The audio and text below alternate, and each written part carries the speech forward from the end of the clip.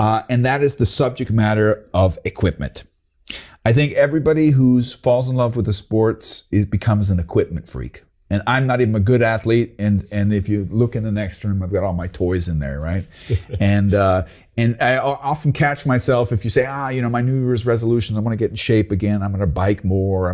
The first thing we love to do is we love to go out there and pay a lot of money for shoes. And nowadays you can pay 300, 400 euros for shoes, right? Yes, it is crazy. And of course you're going to have the big watch and the straps and all that kind of stuff.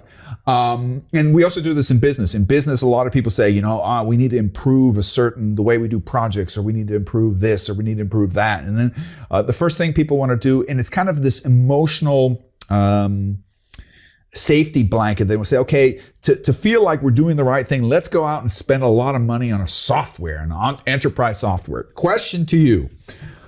How important is equipment, and when does equipment make a difference? It is not important if it works or not. It just has to look good. Is that what you want to say? I think that's what a lot of people think. Yeah. I think a lot of people think, but I hope there's another truth there. Of course, I think for me, I'm not really a bike nerd. I know bicycles are like crazy, nice tools. You can spend a lot of money if you want to, but I think it's not necessary to have the best bike to have like a good result. It is helpful if you have the best bike, but it's not like 100% necessary. So especially if people want to like start biking and start training and start improving and start like just getting into shape, they don't need a bike for 15,000 euros. You can also take the old bike from your grandfather. It's just about start doing it, start riding, start training, and you will make improvements. Would you agree with the fact that in the beginning the equipment is not so important? Because that's what I often tell my business associates. Yeah. Listen, don't go spend a lot of stuff.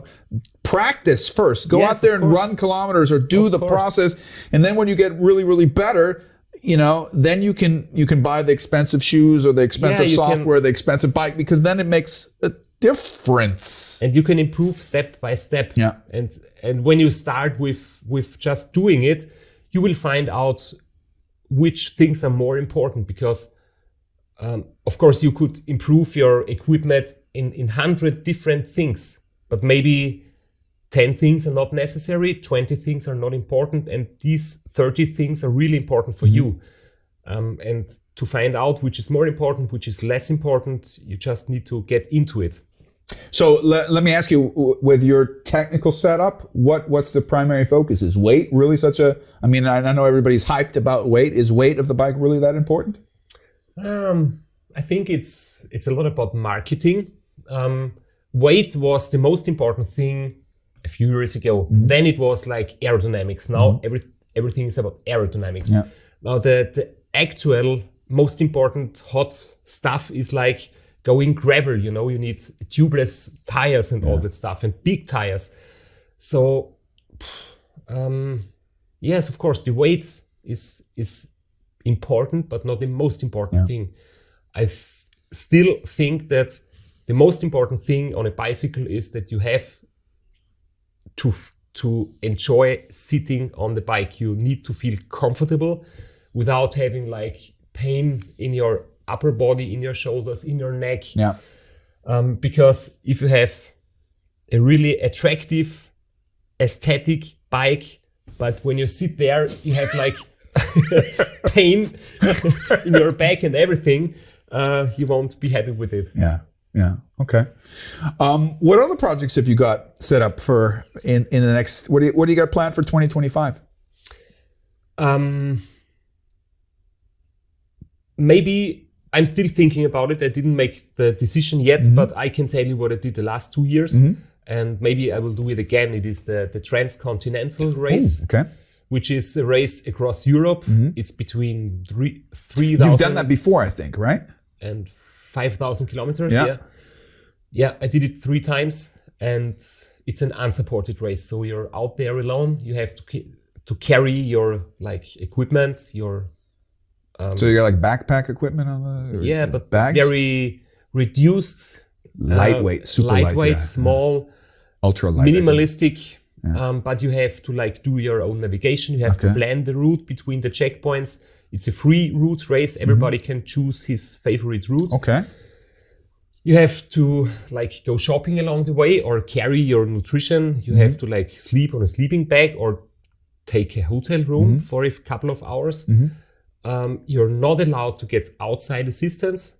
Okay. And it's just a complete different mindset, because in the race across America, the goal is like to push yourself to the limits, to get the best result, performance out of your body. And it is completely okay if your mind goes a little bit crazy, if you're like not having control and giving all the responsibility to your team. But in unsupported racing, it's different, because it would be dangerous to be sleep deprived. It would be dangerous to not understand your surroundings anymore. So you need to like ride more carefully, more defensively, sleep a little bit more, stay focused, make your own decisions, take responsibility. And it's much more complicated, because it's not just about riding. It's about fixing a tire. It's about aggressive dogs in Southeast Europe. It's about finding a bike shop because you have a problem with the bike you cannot fix on your own.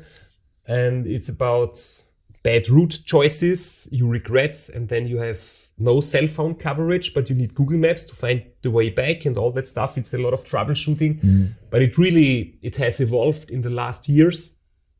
And in the business, in companies, there is a lot of challenges, you know. Things got more expensive. There was Corona. A lot of things need to be digitalized. There is artificial intelligence. A lot of things are changing. And in bike racing, also a lot of things are changing, because Race Across America nowadays is not the most popular race anymore. The unsupported races are getting more and more popular, because because people like, you don't need a lot of money. It's very sustainable. You don't put out a lot of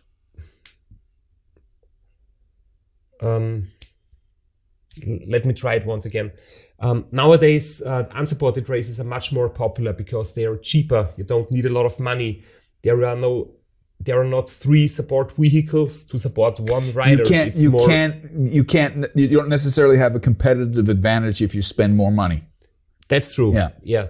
And it is just like back to the roots and keep it simple. So there are like 350 people in transcontinental race, 10 times as much as in as many as in Race Across America. Do you have a preference? Which one you like more? Or you probably like them both? No, and my message is, and my personal challenge is, I was very afraid of changing myself, of taking the new challenge, because I love my team so much and I love the team spirit. And now the new thing is leave that behind and take the new challenge, unsupported racing. I was afraid of that, but in the meantime, I'm happy that I was trying to change and get the new challenge.